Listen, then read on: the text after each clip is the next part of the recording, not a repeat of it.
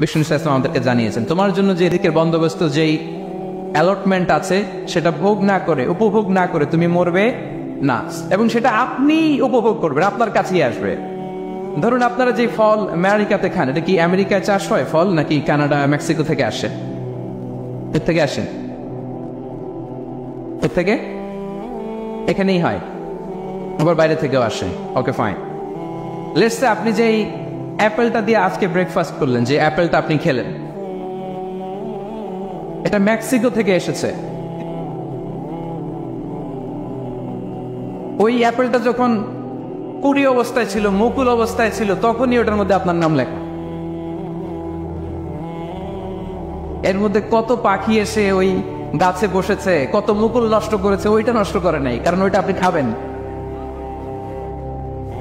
ওইটা পুষ্ট হয়ে সুন্দর একটা ফল হয়ে ইম্পোর্টেড হয়ে এটা আমেরিকাতে আসলো, আমেরিকার বাজারে।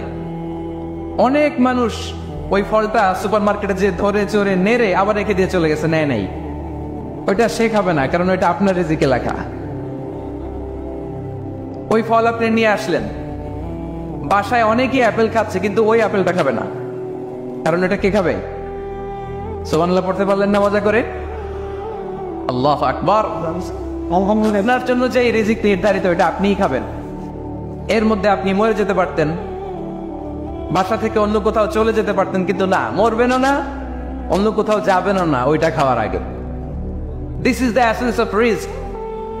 This is the essence of provision, sustenance. Inna Allah huwa ar-razzaq dhul quwwati al-matin.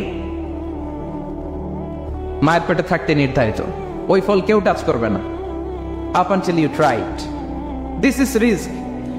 এই কথাটাই বিষ্ণু ইসলাম খুব সুন্দর করে বলেছেন, লা তামুতু নাফসুন হাত্তা তাস্তাকমিলা রিজকাহা। অন্য বর্ণনায় এসেছে লা তামুতু নাফসুন হাত্তা তাস্তাউফিয়া রিজকাহা। মানুষের জন্য যে রিজিকের বরাদ্দ, সেটা উপভোগ না করে, সেটা না খেয়ে ওই মানুষ এই দুনিয়া থেকে বিদায় নিতে পারে না। তাহলে আমার রিজিক ভোগ না করে আমি মরবো না, এবং এটা যেহেতু আপনার জন্য নির্ধারিত, এটা আপনি পাবেনই। এখন এটা কি হালাল পন্থায় আপনি পাবেন না হারাম পন্থায় পাবেন, দ্যাট ইজ ইউর ডিসিশন। আপনার রিজিক আপনার কাছে আসবে। এটা নির্ধারিত না অনির্ধারিত বলেন তো? আমি সবার কাছ থেকে শুনবো, রিস্ক কি নির্ধারিত না অনির্ধারিত? ফিক্সড, নির্ধারিত। ফর এন এক্সাম্পল, ধরুন আপনি সারা জীবনে 1 কোটি টাকা ইনকাম করবেন। কয় কোটি? 1 কোটি টাকা ইনকাম করবেন, এটা নির্ধারিত, আল্লাহ তাআলা ফিক্স করে ফেলেছেন, এটা আল্লাহর সিদ্ধান্ত। কিন্তু এই 1 কোটি হালাল পন্থায় আপনি উপার্জন করবেন না হারাম পন্থায়, এটা আপনার সিদ্ধান্ত। So now the decision is yours. যদি আপনি পরিশ্রমী হন, যদি আপনি সৎ পথ অবলম্বন করেন, তাহলে ওই 1 কোটি আসবে আপনার কাছে, কিন্তু হালাল পন্থায়। আর যদি আপনি হালাল হারাম মিক্স করেন, টেবিলের উপর দিয়েও নেন, নিচ দিয়েও নেন, আসবে কিন্তু 1 কোটি, আসবে 2 কোটি। কথা বুঝে নাই বোধহয়? টেবিলের নিচ দিয়েও যদি নেন, সারা জীবনে আপনি পাবেন কত? 1 কোটি। So now the decision is years, সিদ্ধান্ত আপনার। হালাল পন্থায় উপার্জন করবেন না হারাম পন্থায়? বলেন হালাল না হারাম? হারামের সাথে আমাদের কোনো সম্পর্ক? হারামকে আমরা এই কনভেনশন সেন্টার থেকে না বলে দিলাম, আওয়াজ করে বলুন নো। হারামের সাথে আমাদের কোনো সম্পর্ক? আল্লাহ তাআলার দেয়া বরাদ্দ রিস্ক আমরা হালাল পন্থায় উপার্জন করবো ইনশাআল্লাহ। বলেন। তাহলে মায়ের পেট থেকে নির্ধারিত হয়ে গেল, আমারটা আমি পেলাম, হালাল ভাবে আমি নিব। আরেকটা জিনিস মনে রাখতে হবে যে কেউ কারো রিজিকে ভাগ বসায় না, কেউ না। আমরা অনেকে মনে করি যে আমি ওকে দিলাম, ওকে খাওয়াইলাম, আমি বোধহয় খাওয়াইলাম। না, সে আপনারটা খায় নাই, সে তার রিজিকই খেয়েছে। আমাদের ঘরে আমাদের বন্ধু বান্ধব আসে, অনেক সময় আমাদের ঘরে অনেক সময় অতিথি আসে, তাদেরকে আমরা আপ্যায়ন করি, তাদেরকে খাওয়াই। আসলে সে আমারটা খায় না, সে কারটা খায়?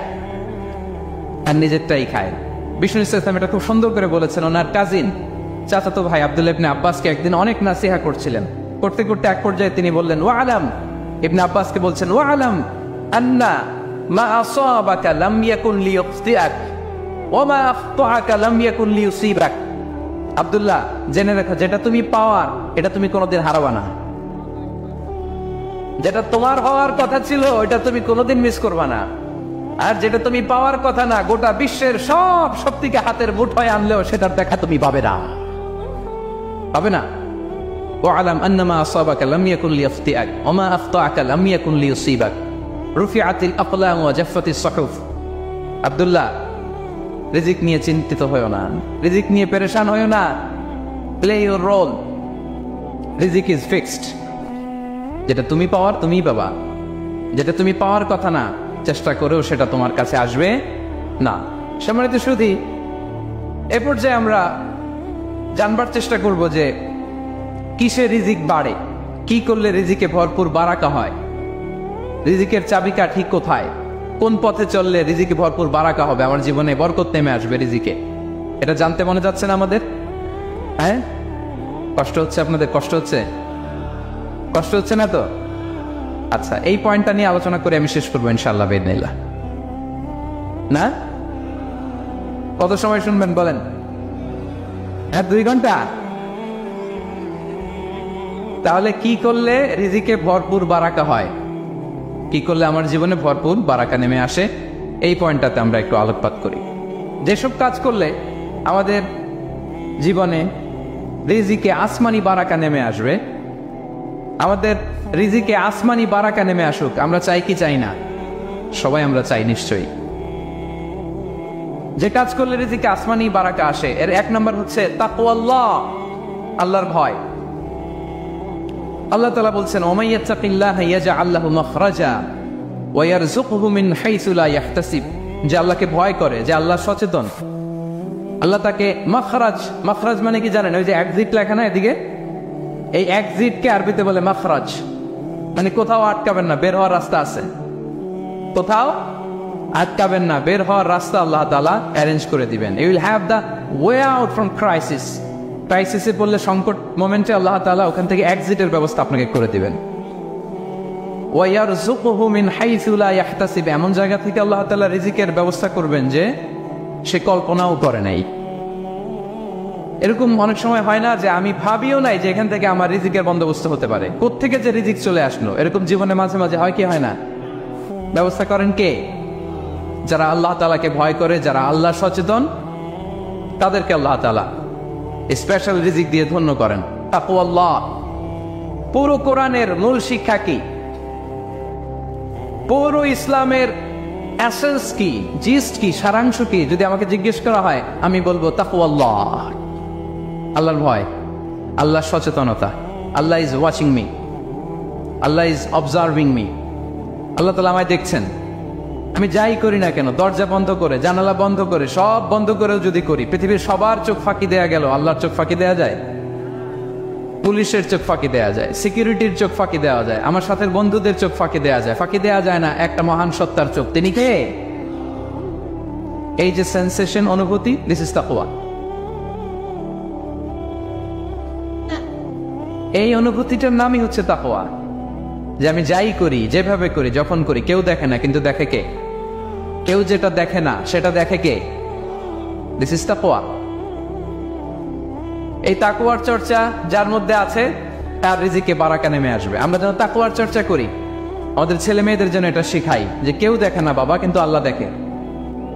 ছোটবেলা থেকে যদি আমাদের সোনামণিদের ব্রেইনে এই তাকওয়াল্লাহ নামের এই সফটওয়্যারটা ইনস্টল করে দেই, আর কোনোদিন সে বিপদগামী হবে না, হতচ্যুত হবে না। ওই ছেলেকে দিয়ে আর পৃথিবীতে অন্যায় করানো যাবে না, সে পাপ কাজ করবে না, সে অন্যায় কাজ করবে না, সে অন্যের রাইটস নষ্ট করবে না, সে দুর্নীতি করবে না, সে ঘুষ খাবে না, সে সুদ খাবে না। শুধু দুর্নীতি দমন কমিশন দিয়ে দুর্নীতি বন্ধ করা যায় না, এই তাকওয়া আল্লাহর সফটওয়্যার ইনস্টল করে দিতে হবে। তাহলে 1 নম্বর হচ্ছে তাকওয়া। আল্লাহর ভয় যেন আমরা আমাদের হৃদয়ে রাখি। যাদের হৃদয়ে আছে আল্লাহর ভয়, তারা কবু পথ ভুলে যায় না। কি অসাধারণ কথা! তাহলে 1 নম্বরে তাকওয়া আল্লাহ। 2 নম্বর আত-তাওয়াক্কুল আলাল্লাহ,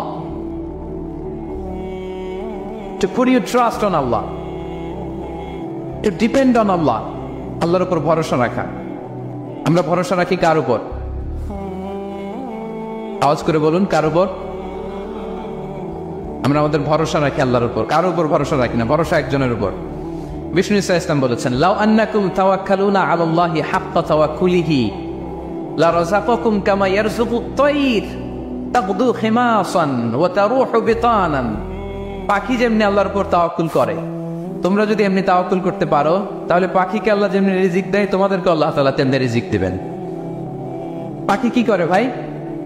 সকালবেলা তার বাসা থেকে কিচির মিচির রবে, দিক বিদিক ছুটে বেড়ায়, ছুটতে থাকে মাইলকে মাইল।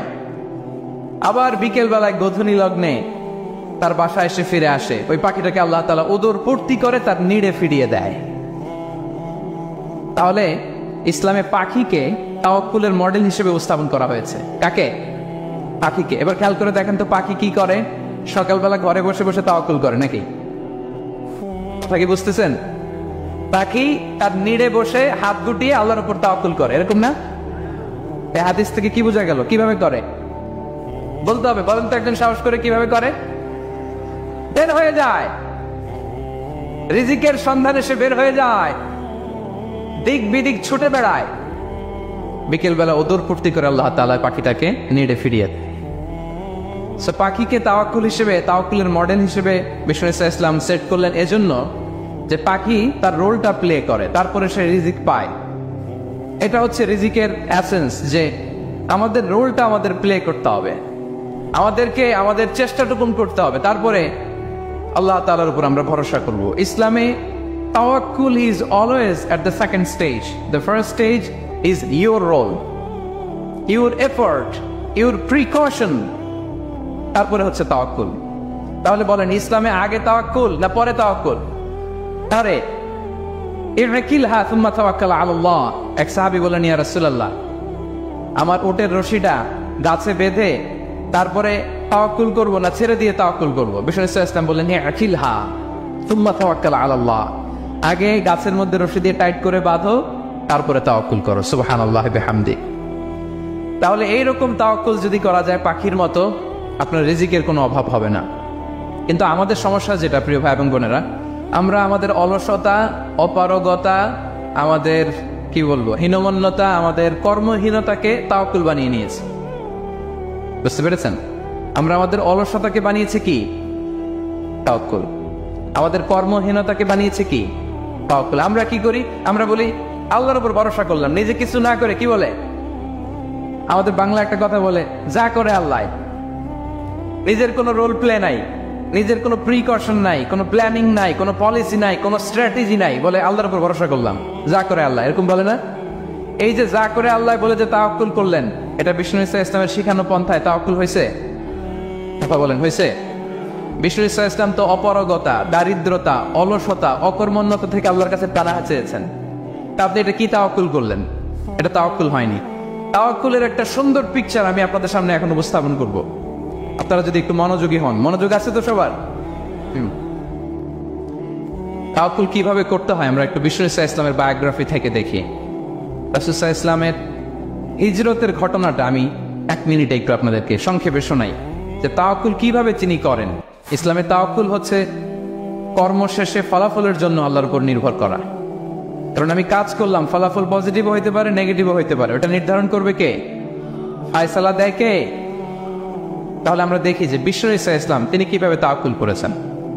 যেদিন তিনি হিজরত করবেন, রাসূল সাল্লাল্লাহু আলাইহি ওয়াসাল্লামকে অনুমতি দেয়া হলো, সেদিন হিজরতের অনুমতি যে তিনি পেয়েছেন, মাইগ্রেশনের অনুমতি যে তিনি পেয়েছেন, এটা জানানোর জন্য তিনি আবু বকরের ঘরে চলে গেলেন দুপুরবেলা। কখন? প্রশ্নের উত্তর দিতে হবে, কখন? ফি ওয়াক্তি যাহিরা, দুপুরে। রাসূল সাল্লাল্লাহু আলাইহি ওয়াসাল্লাম দুপুরে বেরোতেন না। শুধু রাসূল সাল্লাল্লাহু আলাইহি ওয়াসাল্লামই না, আরবের লোকেরা দুপুরে বের হতো না, কারণ ওইটাকে বলা হতো ওয়াক্তুল কাইলুলা। আমরা পাওয়ার ন্যাপ নেই না, এই পাওয়ার ন্যাপের টাইম ছিল তখন। বাইরে প্রচন্ড রোদ, কেউ বেরোতো না, বিষ্ণু ইসলাম বেরোতেন না। দেখেন বিষ্ণু ইসলাম ওনার চিরাচরিত অভ্যাসকে, হ্যাবিটকে ব্রেক করে দুপুরে বেরোলেন। বিষ্ণু ইসলাম কখনো ম্যাস্ক করতেন না, মানে মুখ ঢেকে চলতেন না, সবসময় মুখ খোলা। ওই দিন তিনি ম্যাস্ক পরে বেরোলেন। মুতাকান্নিআন, খারাজা মুতাকান্নিআন, মানে রুমাল দিয়ে মুখটাকে ঢেকে বেরোলেন, দুপুরবেলা বেরোলেন, মানুষের চোখের সামনে যেন তিনি না পড়েন। দুপুরে বেরোলেন, মুখ ঢেকে বেরোলেন। আবু বকর রাদিয়াল্লাহু তাআলা আনহু ঘরে যেয়ে বললেন, উযিনা লি বিল খুরুজ, আবু বকর, অনুমতি দেয়া হয়েছে, ঘরে কারা কারা আছে একটা কথা বলবো, সবাইকে বের করে দাও। আখরিজ মান ফিল বাইত। আবু বকর বললেন, ইয়া রাসূলুল্লাহ, ঘরে তো আপনার ফ্যামিলি। আয়েশা রাদিয়াল্লাহু তাআলা আনহার সাথে ততদিনে বিয়ে হয়ে গিয়েছে, কিন্তু সংসার শুরু হয়নি। দে আর পার্ট অফ ইউর ফ্যামিলি, আপনার সংসার, আয়েশা, আসমা। তখন তিনি আশা ফিরে পেলেন, বলেন ঠিক আছে তাহলে শোনো, উযিনা লি বিল খুরুজ, অনুমতি দেয়া হয়েছে, আমি থাকবো সাথে? রাসূল সাল্লাল্লাহু আলাইহি ওয়াসাল্লাম বললেন, হ্যাঁ তুমি থাকবে। ওই দিন রাতে ওনারা বের হলেন মক্কা থেকে মদিনা একদিকে, উনি বের হলেন আরেক দিকে। ধরেন মক্কা থেকে মদিনার রাউট হচ্ছে এইদিকে, আমরা তো এদিকেই বেরোবো নাকি? তা কি বুঝতেছেন? বিষ্ণু বের হলেন কোন দিকে? এইদিকে। সুবহানাল্লাহ বললেন না? এজন্য আবেগ একটু কন্ট্রোল করতে হবে। আবেগ আর বিবেকের সমন্বয় লাগবে, প্রপার স্ট্র্যাটেজি লাগবে, ওয়েল প্ল্যানিং লাগবে, তাহলেই সেই নেতৃত্ব আবার মুসলিমদের হাতে আল্লাহ ফিরিয়ে দিবে। মক্কা থেকে মদিনা এদিকে, বিষ্ণুনবী বেরোলেন এদিকে। বের হয়ে চলে গেলেন গারে সাউরে, সেখানে তিনি থাকবেন।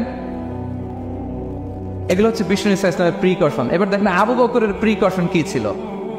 আবু বকর রাদিয়াল্লাহু প্ল্যান করলেন, বিষ্ণুনবী যেহেতু 3 দিন এই গারে সাউরে থাকতে চান, রাত্রিবেলা বের হয়ে তো ওনার অবস্থান শুরু করলেন, তাহলে 3 দিন মক্কায় আমাদের ব্যাপারে কি বলে, কে কি বলে, এটা আমাদের জানার দরকার আছে না নাই? ওনার ছোট্ট ছেলে আব্দুল্লাহকে উনি অ্যাসাইন করলেন, Abdullah, now you have a very, খুবই গুরুত্বপূর্ণ একটা দায়িত্ব তোমাকে পালন করতে হবে। কি? তুমি সকালবেলা মক্কার বাজারে যে এই দোকানে যাবা, ওই দোকানে যাবা, ওই দোকানে যাবা, দেখবা যে মক্কার কুরাইশরা কে কি বলে, কারণ তারা তো আমাদেরকে খুঁজবে, তন্ন তন্ন করে খুঁজবে, তারা কে কি বলে এই তথ্যটা এসে আব্দুল্লাহ তুমি আমাদেরকে দিয়ে দিবা। সুবহানাল্লাহ। আবু বকর রাদিয়াল্লাহু তাআলা আনহুর ছোট্ট ছেলে আব্দুল্লাহ মক্কার বাজারে এখানে যায় ওখানে যায়, কে কি বলে সে সব শুনে আস্তে করে এসে মরুভূমি পার হয়ে গারে সাউরে যে আবু বকর রাদিয়াল্লাহু তাআলা আনহুর কাছে ইনফরমেশন সব দিয়ে দিচ্ছে। কিন্তু দেখেন, যেই মুহূর্তে আব্দুল্লাহ তথ্য নিয়ে মক্কা থেকে গারে সাউরে আসে, আব্দুল্লাহ যখন হেঁটে হেঁটে আসে, মরুভূমির বালুর মধ্যে তার ফুটপ্রিন্ট পড়ে যায় না? কথা বলেন না কেন? পড়ে যায় না? তা আবু জাহেল, উতবা সাহেবের তো বেশি কষ্ট করা লাগেন, তারা খুঁজতে খুঁজতে যখন আব্দুল্লাহর ফুটপ্রিন্ট পেয়ে যায়, ছোট্ট বাচ্চার ফুটপ্রিন্ট, এটা ফলো করলেই তো আবু বকর আর মোহাম্মদ, ঠিক কিনা? সুবহানাল্লাহ। আবু বকর রাদিয়াল্লাহু তাআলা আনহুর প্ল্যানিং দেখেন, তিনি যেমনি ছোট্ট আব্দুল্লাহকে ইনফরমেশন গ্যাদার করার জন্য সেট করলেন, তিনি উনার একটা রাখালকে সেট করলেন, তার নাম হচ্ছে আমির ইবনে ফুহায়রা। আমির ইবনে ফুহায়রাকে তিনি অ্যাসাইন করে বললেন, আমির, আব্দুল্লাহ যখন সকালবেলা আমাদেরকে ইনফরমেশন দিয়ে চলে যাবে, তুমি আমার ছাগলগুলোকে এনে মরুভূমির এই জায়গায় একটু চালাবা, তাহলে ওইখানে আর আব্দুল্লাহর ছোট্ট বাচ্চার ফুটপ্রিন্ট থাকবে না, ওইখানে আমার ছাগলগুলোর ফুটপ্রিন্ট থাকবে। সুবহানাল্লাহ। এত আসতে বললে হবে? আল্লাহু আকবার, আল্লাহু আকবার, আল্লাহু আকবার। কি প্রিকশন নিয়েছেন ওনারা বিশ্বনবী সাল্লাল্লাহু আলাইহি ওয়াসাল্লামকে সেফটি দেওয়ার জন্য। আমির, আব্দুল্লাহ চলে যাবে, তোমার ডিউটি শুরু, আব্দুল্লাহর একটা ফুটপ্রিন্টও যেন না থাকে, ওখানে ছাগল চড়াবা। শুধু তাই নয়, আব্দুল্লাহ ইবনে উরাইকিত নামে একজন গাইড ভাড়া করল আবু বকর, যিনি মক্কা থেকে মদিনায় তাদেরকে নিয়ে যাবে, কিন্তু ক্যারাভান কাফেলা যেই পথে চলে ওই পথে নয়, সাওয়াহিলি পথে, একটা আনইউজুয়াল আননোন রাউট ধরে ওনারা মক্কা থেকে মদিনায় যাবে। নিয়ে যাচ্ছে সর্বশেষে সে যখন দেখাই দিল যে এখান থেকে সোজা চলে গেলে আপনারা মদিনায় চলে যাবেন, বিদায়। আল্লাহ রাসূল সাল্লাল্লাহু আলাইহি ওয়াসাল্লাম কোয়াইট এন্ড কাম, আবু বকর রাদিয়াল্লাহু তাআলা আনহু ব্যাক এন্ড ফোর্থ করছেন, সামনে যাচ্ছেন পেছনে যাচ্ছেন, কি না কি হয়, কিন্তু বিশ্বনবী সাল্লাল্লাহু আলাইহি ওয়াসাল্লাম একেবারে শান্ত, কারণ বিশ্বনবী সাল্লাল্লাহু আলাইহি ওয়াসাল্লামের হাতে যা করার ছিল তিনি সব করে ফেলেছেন, সর্বোচ্চ প্রিকশন নিয়েছেন। Now he is putting his trust on Allah, now he is in the state of his তাওয়াক্কুল। বিশ্বনবী সাল্লাল্লাহু আলাইহি ওয়াসাল্লাম এখন তাওয়াক্কুল করতেছেন, বিশ্বনবী সাল্লাল্লাহু আলাইহি ওয়াসাল্লাম তখন তাওয়াক্কুলের মোমেন্টে আছেন। আপনি এবার এই হিজরতের ঘটনাকে অ্যানালাইসিস করেন, আবু বকর রাদিয়াল্লাহু তাআলা আনহু তিনি কতটা প্রিকশন নিলেন, বিশ্বনবী সাল্লাল্লাহু আলাইহি ওয়াসাল্লাম কতটা প্রিকশন নিলেন। আমরা টিপিক্যাল বাঙালি মুসলমান যদি নবী হইতাম, আমরা কি করতাম? আমরা বলতাম, আমি নবী, আমার কাছে ওহী আসে, আমি রাত্রিবেলা লুকিয়ে লুকিয়ে গারে সাউরে যাবো কেন, আমি দিনের বেলায় ঢং ঢং করে আবু জাহেল নাকের সামনে দিয়ে যাব। দেখি আল্লাহর শক্তি বেশি না আবু জাহেলের শক্তি বেশি। এরকম সস্তা বলে আওড়াতাম না আমরা? আমি নবী, সরি ফর দ্য স্ল্যাং, আমি নবী, আমি লুকিয়ে রাতে কেন যাব? আমি আবু জাহেলের সামনে দিয়ে যাব, দেখি আল্লাহর শক্তি বেশি না আবু জাহেলের শক্তি বেশি। এরকম বলতাম না? কিন্তু বিষ্ণু ইসা ইসলাম কেমনটা করেছেন? না, দুপুরে বেরোন না, ওদিন দুপুরে বেরোলেন। ম্যাস্ক পরেন না, ম্যাস্ক পরে বেরোলেন। সংবাদ দেওয়ার সময় সাবধানতা অবলম্বন করলেন। আবু বকর রাদিয়াল্লাহু তাআলা আনহু ছোট্ট বাচ্চা আব্দুল্লাহকে অ্যাসাইন করলেন, আমির ইবনে ফুহাইরাকে অ্যাসাইন করলেন, আব্দুল্লাহ ইবনে উরাইকিতকে অ্যাসাইন করলেন। সবকিছু যখন শেষ, এবার তারা মদিনা অভিমুখে রওনা হলেন, মুতাওয়াক্কিলান আলাল্লাহিল মুস্তাআন, আল্লাহর উপর তাওয়াক্কুল করে। This is the true essence of তাওয়াক্কুল, ডিয়ার ব্রাদার্স এন্ড সিস্টার্স। এটা হচ্ছে তাওয়াক্কুল। তো তাওয়াক্কুল যদি করতে হয় বিষ্ণু ইসা ইসলামের মতো করতে হবে। তাওয়াক্কুল always at the second stage ইসলামে। আগে আপনার রোল, আগে first you have to play your role, তারপরে আপনি আল্লাহর উপর তাওয়াক্কুল করবেন। তাহলে কোনো কাজ না করে হাত গুটিয়ে আর বসে থাকবেন, আর কোনোদিন কাজ না করে বলবেন আল্লাহ ভরসা, তাহলে এটা তাওয়াক্কুল হবে? বিশ্বনবী বলেন, লাউ আন্নাকুম তাওয়াক্কালুনা আলাল্লাহি হাক্কা তাওয়াক্কুলিহি লারাযাকাকুম কামা ইয়ারযুকুত তায়র তাগদু খিমাসান ওয়া তারুহু বিতানান। যদি পাখির মতো তাওয়াক্কুল করো, পাখিরে যেমনি খাওয়ায় আল্লাহ তোমাদেরও খাওয়াবে। সুবহানাল্লাহি ওয়া বিহামদিহি। তাহলে তাকওয়া আল্লাহর পরে 2 নম্বরে পেলাম আত-তাওয়াক্কুল আলাল্লাহ। আমরা যদি আল্লাহর উপর তাওয়াক্কুল করতে পারি, আমাদের রিজিকে আসমানি বারাকা নেমে আসবে। 3 নাম্বার, অন টাইমে সালাত আদায় করা। যারা অন টাইমে সালাত আদায় করে, সালাত কায়েম করে, তাদের রিজিকের কোনো টেনশন নাই। বিশ্বাস হয় নাকি একটু সন্দেহ লাগে? সন্দেহ লাগে কারো?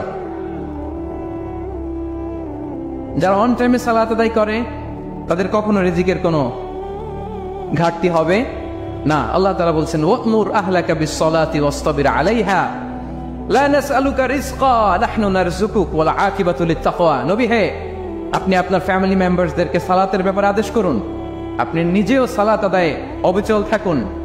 আমি তো আপনার কাছে রিজিক চাই নাই, আমি আল্লাহ রিজিক দেই, আমি তো রাজ্জাক। তার মানে সালাত যে আদায় করে তার রিজিকের কোনো টেনশন আর থাকে না। 3 নাম্বার গেল সালাত। 4 নম্বরে হচ্ছে ইস্তিগফার, বেশি বেশি ইস্তিগফার করা। কি পড়া? বেশি বেশি কি পড়া? ইস্তিগফার পড়া। আস্তাগফিরুল্লাহ, আস্তাগফিরুল্লাহ, আস্তাগফিরুল্লাহ। হাঁটছি, চলছি, ড্রাইভিং করছি, বাস স্টেশনে অপেক্ষা করছি, ফিলিং স্টেশনে ফুয়েল নিচ্ছি, পড়বো আস্তাগফিরুল্লাহ। কি পড়বো? আস্তাগফিরুল্লাহ। যারা সব সময় আস্তাগফিরুল্লাহ পড়ে তাদের রিজিকের কোনো টেনশন হয় না, রিজিক নিয়ে তাদের আর কোনো চিন্তা থাকে না। আল্লাহ নবী নূহ আলাইহিস সালাম, আল্লাহ নবী নূহ আলাইহিস সালাম তিনি ওনার জাতিগোষ্ঠীকে বলেছিলেন, ফাকুলতু আস্তাগফিরু রাব্বাকুম ইন্নাহু কানা গাফফারা। তোমরা বেশি বেশি ইস্তিগফার পড়ো, তিনি ক্ষমাশীল। ইস্তিগফার পড়লে কি হবে? ইউরসিলিস সামাআ আলাইকুম মিদরারা, রহমতের বৃষ্টি বর্ষণ হবে, তোমাদের জমিগুলো উর্বর হবে। ওয়া ইউমদিদুকুম বিআমওয়ালি ওয়া বানিন, আল্লাহ তাআলা তোমাদেরকে সম্পদে বারাকা দিবেন, সন্তানে বারাকা দিবেন। ওয়া ইয়াজআল লাকুম জান্নাতিন ওয়া ইয়াজআল লাকুম আনহারা, তোমাদের ফসল ক্ষেতগুলো সবুজ শ্যামল হয়ে ভরপুর হবে, তোমাদের রিজিকে বারাকা নেমে আসবে। তাহলে আমরা যেন বেশি বেশি ইস্তিগফার করি। বিষ্ণু ইসলাম বলেছেন, মান লাযামাল ইস্তিগফার জাআলাল্লাহু লাকুম মিন কুল্লি দিকিন মাখরাজা ওয়া মিন কুল্লি হাম্মিন ফারাজা ওয়া ইয়ারযুকহু মিন হাইসু লা ইয়াহতাসিব। যে সবসময় ইস্তিগফার পড়ে তার কোনো টেনশন থাকে না, তার জীবনে দুশ্চিন্তা আসে না, আর এমন জায়গা থেকে আল্লাহ রিজিকের বন্দোবস্ত করে যেটা সে কল্পনাও করে নাই। সুবহানাল্লাহ বিহামদিহি। আমরা যেন বেশি বেশি ইস্তিগফার করি। আস্তাগফিরুল্লাহ, এটা হচ্ছে ভেরি শর্ট ফর্ম অফ ইস্তিগফার। অথবা পড়তে পারেন আস্তাগফিরুল্লাহ আল্লাযী লা ইলাহা ইল্লা হুয়াল হাইয়ুল কাইয়্যুম ওয়া আতুবু ইলাইহি। সাইয়্যিদুল ইস্তিগফার মুখস্থ আছে না আমাদের? এটা যেন বেশি বেশি পড়ি। ইয়াকিনের সাথে যে সাইয়্যিদুল ইস্তিগফার পড়বে, যেই দিন পড়বে ওই দিন যদি মৃত্যু হয় সে জান্নাতি। কোন রাতে মুকিনান বিহি, ইয়াকিনের সাথে যদি সাইয়্যিদুল ইস্তিগফারকে রিসাইট করে, ওই রাতে যদি সে মৃত্যুবরণ করে, বিষ্ণু বলেন সে জান্নাতি। তাহলে প্রিয় ভাই এবং বোনেরা, আমরা যেন ইস্তিগফার করি। তারপরে কয়টা গেল? 1 2 3 4 5 নম্বরে হচ্ছে সিলাতুর রাহিম, আত্মীয়তার বন্ধনকে মজবুত করা।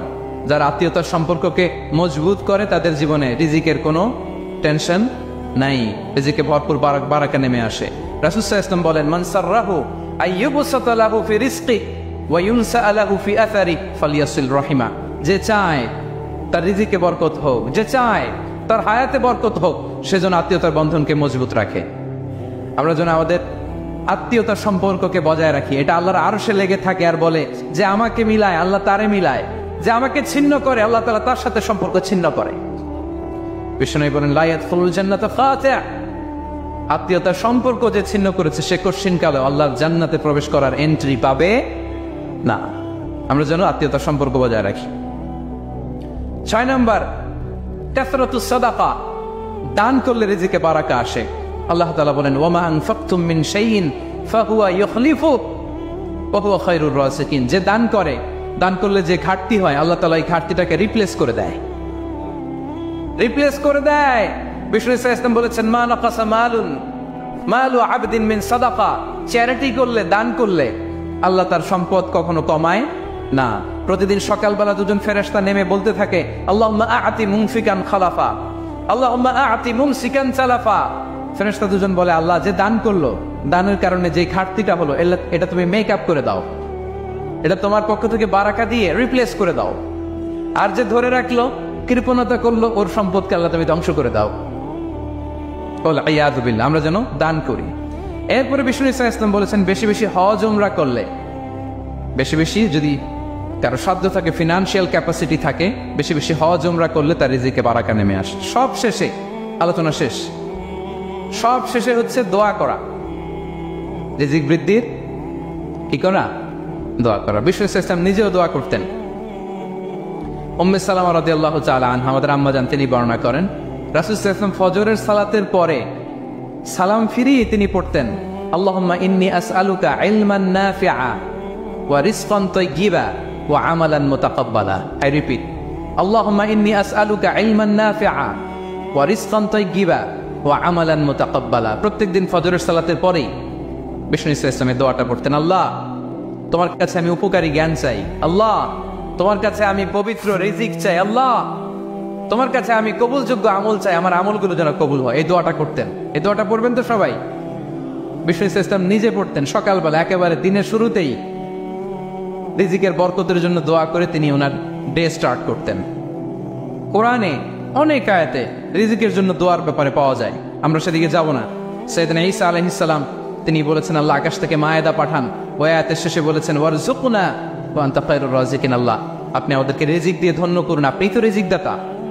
আল্লাহ নবী ইব্রাহিম আলাইহিস সালাম তিনি দোয়া করেছেন রব্বি জাআল হাযা বালাদান আমিনা ওয়ারযুক আহলাহু মিনাস সামারাত, আল্লাহ এই জনপদকে, মক্কাকে আপনি পবিত্র নগরী, এই নগরীকে আপনি নিরাপদ নগরী করুন, আর এই নগরের অধিবাসীদেরকে আপনি ফলমূল দিয়ে রিজিক দান করুন। তাহলে নবীরা তারা স্বয়ং রিজিকের দোয়া করেছেন। আমরা যেন রিজিক প্রাপ্তির জন্য, রিজিকে বারাকার জন্য আল্লাহ তাআলার কাছে দোয়া করি। আর উপর একটা চমৎকার কথা বলে, আর রিজকু লিমান সাআ লাইসা লিমান দাআ ফাকাত, মানে রিজিক শুধু যারা দোয়া করে তাদের জন্য নয়, দোয়ার সাথে সাথে যারা চেষ্টা করে তাদের জন্য। সুবহানাল্লাহ পড়েন।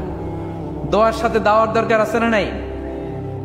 তাওয়াক্কুলের পয়েন্টে আমরা বলেছি যে আমাদের সর্বোচ্চ চেষ্টাটুকু করব। তাওয়াক্কুল মানে হচ্ছে কোনো কাজের প্ল্যান করা, ওই প্ল্যান বাস্তবায়নের জন্য যা যা দরকার হাজির করা, এরপরে প্রাণান্তকর প্রচেষ্টার জন্য ঝাঁপিয়ে পড়া, এরপরে কর্মশেষে ফলাফলের জন্য কার উপর নির্ভর করা? আল্লাহর উপর নির্ভর করা। সো আমাদের রোলটা যেন আমরা প্লে করি। জমিনকে আল্লাহ প্রশস্ত করে দিয়েছেন, আল্লাহ বলেছেন ওয়া কুলু মির রিজকি, জমিনকে প্রশস্ত করেছি, এর পরতে পরতে ঘুরো, খোঁজো, চেষ্টা করো তোমার রিজিক তুমি নাও। ইসলাম আমাদেরকে কর্মমুখী হতে শেখায়। আমি আমার বিভিন্ন আলোচনায় বলি যে ইসলাম কতটা কর্মমুখী ধর্ম। একটা ছোট্ট হাদিস দিয়ে শেষ করি। রাসূল সাল্লাল্লাহু আলাইহি ওয়াসাল্লাম বলেছেন ইন কামাতিস সাআতু ওয়া ফি ইয়াদি আহাদিকুম ফাসিলা। রাসূল সাল্লাল্লাহু আলাইহি ওয়াসাল্লাম বলেন যে যদি কেউ দেখে কিয়ামত শুরু হয়ে গিয়েছে আর তার হাতে একটা চারা গাছ, কি গাছ? আর ওদিকে কি শুরু হয়েছে? বিষ্ণু ইসলাম বলেন যদি তার সুযোগ থাকে কিয়ামত শুরু হওয়ার আগেই যেন চারা গাছটা সে রোপণ করে দেয়। তার মানে থামার জন্য এই পৃথিবীতে আমরা আসি নাই। আমরা পৃথিবীতে এসেছি পৃথিবীকে আবাদ করার জন্য, এই পৃথিবীটা লিড করার জন্য, এই পৃথিবীতে শুধু সামনের ছোটার জন্য মুসলমানদের আগমন হয়েছে। চিল্লায়া বলেন ঠিক কিনা? কতটা কর্মমুখী হতে শেখায়। এইদিকে কিয়ামত, এইদিকে চারা গাছ, যদি সুযোগ পাও এটা রোপণ করে দাও। আপনারা মারিয়াম আলাইহিস সালামের ঘটনা জানেন। তার গর্ভে আল্লাহ তাআলা স্বামী ছাড়া সন্তান দিয়েছিলেন। ঈসা আলাইহিস সালাম ভূমিষ্ঠ হলেন। পাশ দিয়ে বয়ে যাচ্ছে স্রোতস্বিনী ঝর্ণাধারা, আর এদিকে খেজুর গাছ। একটা খেজুর গাছের পাশে হেলান দিয়ে তিনি ক্লান্ত, শ্রান্ত, পরিশ্রান্ত মারিয়াম আলাইহিস সালাম এবং প্রচন্ড ক্ষুধার্ত। কোত্থেকে খাবার পাবেন? আল্লাহ তাআলা বললেন, ওয়াহুজ্জি ইলাইকি বিজিযইন নাখলাতি তুসাকিত আলাইকি রুতাবান জানিয়া। মারিয়াম, একটু কষ্ট করো, এই যে তোমার পাশে খেজুর গাছ, এই খেজুর গাছের ডাল ধরে টান দাও, দেখবে সুমিষ্ট খেজুর টপ টপ করে নিচে পড়বে। আচ্ছা, আল্লাহ তাআলা চাইলে এমনি অটোমেটিক্যালি খেজুরগুলো নিচে ফেলতে পারতেন না?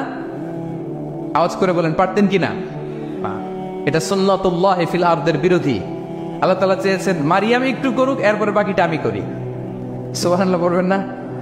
ওয়াহুজ্জি, মারিয়াম এতটুকু করো, ওয়াহুজ্জি খেজুর গাছের ডাল ধরে একটু টান দাও, তুসাকিত আলাইকি রুতাবান জানিয়া, টসটসে খেজুর পড়বে। তাহলে ইসলাম আমাদেরকে কর্মমুখী হতে শেখায়। মুসা আলাইহিস সালাম লোহিত সাগরের সামনে চাইলে আল্লাহ তাআলা রাস্তা বানিয়ে দিতে পারতেন। আল্লাহ কি বললেন? ওই আঘাতটা আমাদের করতে হবে, আঘাত আমাদেরকে করতে হবে, ওই শ্রম আমাদেরকে দিতে হবে, তারপরে আল্লাহ তাআলার সাহায্য আমাদের জন্য বরাদ্দ থাকবে, ঠিক কিনা? সম্মানিত ভাইয়েরা, এটাই হচ্ছে সুন্নাতুল্লাহ ফিল আরদ, এটাই জমিনে আল্লাহর সিস্টেম, এটাই the law of nature in this universe. এখানে আমাকে প্রচেষ্টা করতে হবে, আমার রোল প্লে করতে হবে, তারপরে আমার রিজিক আমার কাছে আসবে। তাই আমরা যেন কায়মনোবাক্যে রিজিকের বারাকার জন্য আল্লাহ তাআলার কাছে দোয়া করার পাশাপাশি আমাদের রোলটা যেন আমরা প্লে করি, আমাদের রোলটা যেন আমরা প্লে করি, তাহলে আমাদের রিজিকে বারাকা নেমে আসবে। কারণ তিনি যখন বারাকা দিবে ওইটা নিয়ে কুলানো যাবে না। এটা বিশ্বাস হয়? বিশ্বাস হয়? আল্লাহু ইয়ারযুকু মান ইয়াশা বিগাইরি হিসাব। তিনি যখন দেয় এমন দেয়া দেয় ওটা আপনি নিয়ে কুলাতে পারবেন না। তো সেই রিজিকের উপযুক্ত যেন আমরা হই, আমরা যেন দোয়ার পাশাপাশি আমাদের প্রচেষ্টা অব্যাহত রাখি, আমাদের প্রিকশন অব্যাহত রাখি, আমাদের কর্মচঞ্চল অ্যাটেম্পটগুলো অব্যাহত রাখি, তাহলে আল্লাহ তাআলা আমাদেরকে রিজিক দিয়ে, ভরপুর রিজিক দিয়ে আমাদেরকে তিনি ধন্য করবেন। হাদা মা ইনদি ওয়াল ইলমু ইনদাল্লাহ আলাইহি তাওয়াক্কালতু ওয়া ইলাইহি উনীব। এই ছিল দ্য কনসেপ্ট অফ রিস্কের ব্যাপারে আমার খুব সংক্ষিপ্ত আলোচনা। আমি আবারও আপনাদের সবাইকে অন্তরের অন্তঃস্থল থেকে শুকরিয়া জানাই, ধন্যবাদ জানাই যে দীর্ঘ সময় আপনারা, আমি অনেক আগে আমার টাইমস আপ, তারপর আমি এক্সট্রা কিছু সময় নিয়েছি। আমি দুঃখ প্রকাশ করছি যে শেষ মুহূর্তটুকু পর্যন্ত আপনাদের উপস্থিতি না হলে তো এই কনভেনশন বাস্তবায়িত হতো না। আপনাদের সবাইকে আমি অন্তরের অন্তঃস্থল থেকে শুকরিয়া, ভালোবাসা এবং মুবারকবাদ জানিয়ে শেষ করতে চাই। এবং আমাদের হারুনুর রশিদ ভাই আপনাদেরকে জিজ্ঞেস করেছিলেন যে মোনা কনভেনশন 2024 আপনারা দেখতে চান কি চান না? তো আপনারা সমস্বরে সবাই বলেছেন যে আমরা দেখতে চাই। আমরা আল্লাহ তাআলার কাছে কামনা করব 2023 সালের মোনা কনভেনশনে আমরা যেমনি একত্রিত হলাম, আল্লাহ চাহে তো 2024 সালেও আমরা আরো বড় পরিসরে মোনা কনভেনশনে একত্রিত হব ইনশাআল্লাহ।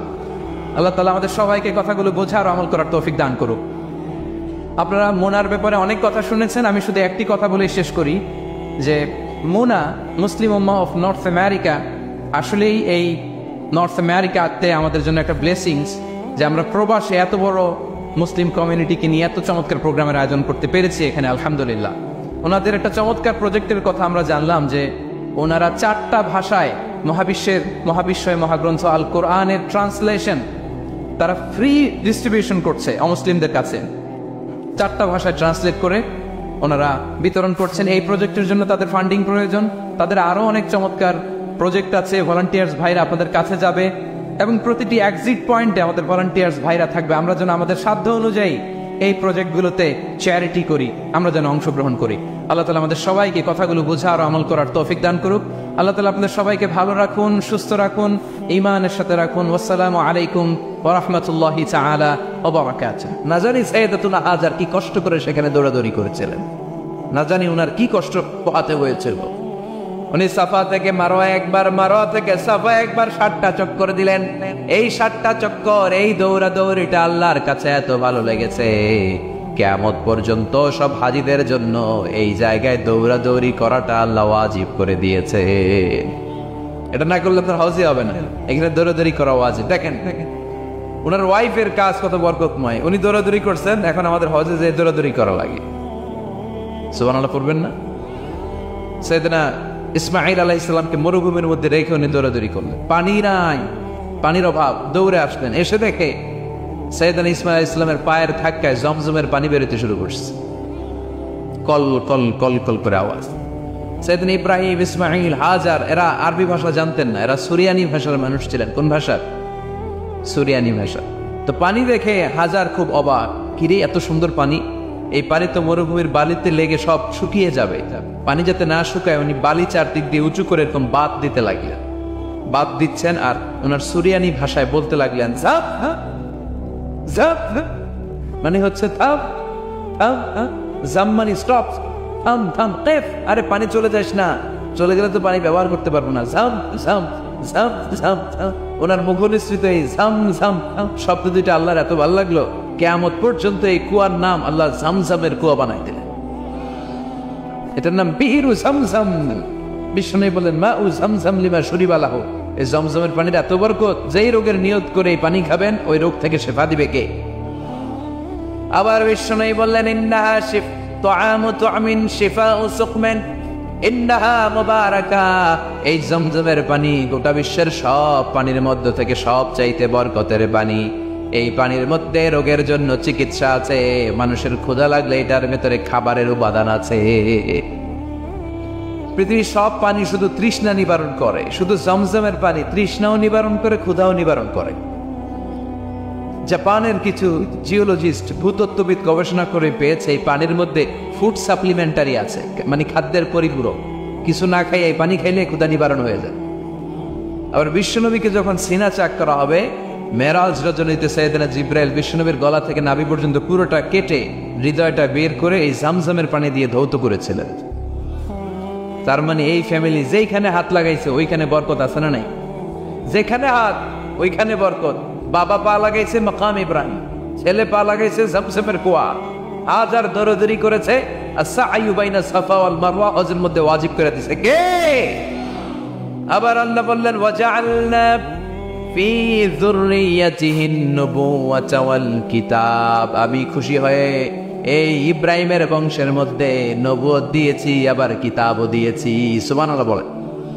তিনি নবুয়ত দিয়েছেন। পৃথিবীতে যত নবী আসছে সব সাইয়েদনা ইব্রাহিমের নাতিপুতি। সব কি বিশ্বাস হয় না? এই পৃথিবীতে যত পয়গম্বর এসেছেন তার 99.99% নবীরাই ওনার ছেলে আর নাতিপুতি। চিল্লায় পড়েন আল্লাহু আকবার। এজন্য ওনারে বলা হয় আবুল আম্বিয়া, father of the all prophets, সব নবীদের বাবা।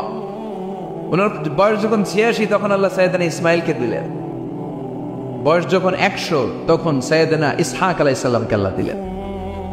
এইদিকে ইসমাইল, এদিকে সবাই বলেন এদিকে, এদিকে সবাই বলেন এটা এটা ইসহাক। পৃথিবীতে যত নবী এসেছে সব ইসহাকের চ্যানেলে এসেছে, সাইয়েদনা ইসহাক আলাইহিস সালামের চ্যানেলে এসেছে। সাইয়েদনা ইসমাইলের চ্যানেলে নবী নাই, কোন নবী নাই, নবী ছাড়া চ্যানেল।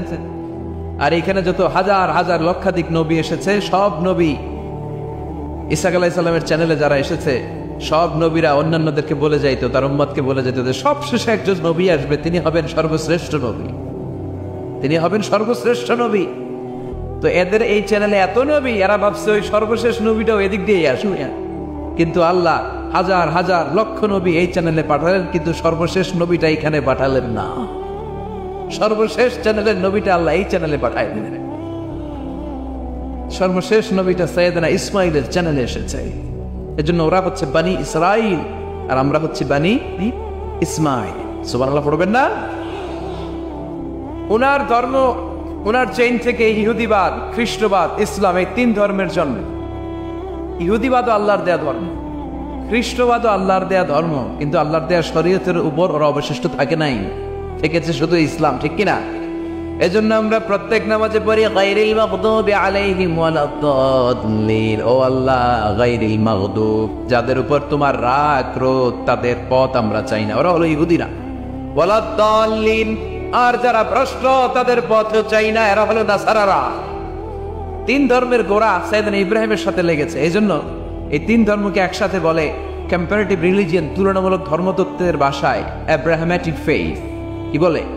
অ্যাব্রাহামেটিক ফেইথ বলে। এজন্য ওনাকে বলা হয় আবুল আম্বিয়া। সব নবীরা এই চ্যানেলে এসেছে। তার মানে সব নবী সাইয়েদনা ইব্রাহিমের নাতিপুতি। আবার এই প্রতিটা নবীর জন্য আল্লাহ তাআলা আকাশ থেকে কিতাব নাজিল করেছেন। চিল্লায় বলেন ঠিক কিনা? আল্লাহ বলে ইব্রাহিম তোমারও আমি কিতাব দিলাম। সাইয়েদনা ইব্রাহিম আলাইহিস সালামের উপর কিতাব আছে না নাই? ওই কিতাবের নাম কি? কে পারে? ইন্না হাযা লাফিস সুহুফিল উলা সুহুফি ইব্রাহিম ওয়া মূসা। সুহুফি ইব্রাহিম, সাইয়েদনা ইব্রাহিমকে আল্লাহ তাআলা সহিফা দান করেছেন। চিল্লায় পড়েন আল্লাহু আকবার। আবার এই নবীর নামে আল্লাহর কোরআনে একটা সূরা আছে না নাই? কথা কন, কি নাম সূরা? সূরা আলিফ লাম রা। কিতাবুন আনজালনাহু ইলাইকা লিতুখরিজান নাসা মিনাল যুলুমাতি ইলান নূর। সুবহানাল্লাহ পড়েন। Alif Lam Ra. I have revealed this holy and sacred book unto you in order to lead the mankind out of darkness into the light. ও নবী, আমি কিতাবকে আপনার কাছে পাঠিয়েছি অন্ধকারাচ্ছন্ন মানুষগুলোকে অন্ধকার থেকে আলোর দিকে নিয়ে যেতে। এই কোরআনের ভেতরে আলো আছে না নাই? সবকিছুর সমাধান আছে না নাই? সমাধান চাও যদি জীবনে মরণে, ফিরে যাও খুঁজে নাও চোখ রাখো কোরআনে। সুবহানাল্লাহ পড়েন। চোখ রাখবেন কোথায়? নাকি মোবাইলে, না টিভিতে, না এটিএন বাংলার পর্দায়? আসিতেছে আগামী শুক্রবার রঙিন পর্দায়। চোখ রাখুন এটিএন বাংলায়। এটিএন বাংলায় চোখ রাখবেন। কই রাখবেন? সমাধান চাও যদি জীবনে মরণে, ফিরে যাও খুঁজে নাও চোখ রাখো কোরআনে। ঠিক কিনা? If you want the solution this dunya and akhira, go back, have a look to the holy Quran. সুবহানাল্লাহ পড়েন। কি নবী আল্লাহ বানালেন? ওই নবীর নামে আল্লাহ একটা সূরা দিলেন। আবার আল্লাহ বললেন, ও দুনিয়ার মুসলমানেরা শোনো, তোমাদেরকে মুসলমান বলে নাম করেছে সাইয়েদনা ইব্রাহিম। ঠিক কিনা? আবার এই নবী সাধারণ কোন নবী নয়, এই নবী হলো তোমাদের জাতির পিতা। আমাগো জাতির পিতা কেডা? কথা কর আরো জোরে, সবাই মিলে বলে, মিল্লাতা আবিকুম ইব্রাহিম হুয়া সাম্মাকুমুল মুসলিমিন। মিল্লাতা আবিকুম ইব্রাহিম, তোমাদের জাতির পিতার নাম, আমাদের জাতির পিতার নাম ওয়া সাম্মাকুমুল মুসলিমিন, তিনিই তোমাদেরকে মুসলমান নামকরণ করেছেন। আবার আল্লাহ বললেন, আসলিম ইব্রাহিম, তুমি সবাইরে মুসলমান বানাও, আগে নিজে মুসলমান হও। আসলিম ক্বালা আসলামতু লিরাব্বিল। ও ইব্রাহিম তুমি মুসলমান হও বলার সাথে সাথে ইব্রাহিম বলে, আল্লাহ দেরি নাই, আমি মুসলমান হয়ে গেলাম। ইহুদিরা দাবি করতো সাইয়েদনা ইব্রাহিম নাকি ইহুদি। নাউজুবিল্লাহ পড়বেন না? খ্রিস্টানরা দাবি করতো সাইয়েদনা ইব্রাহিম নাকি খ্রিস্টান।